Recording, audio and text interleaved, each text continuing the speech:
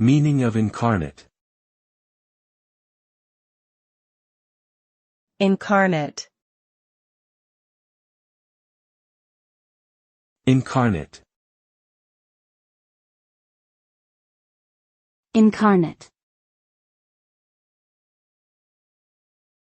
Incarnate. The word incarnate is usually used to refer to someone or something that embodies a particular quality or idea in a physical form.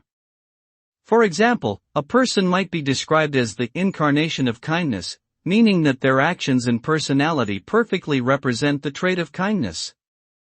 In a religious context, the term incarnate can also refer to the belief that a deity or spiritual being has taken on human form.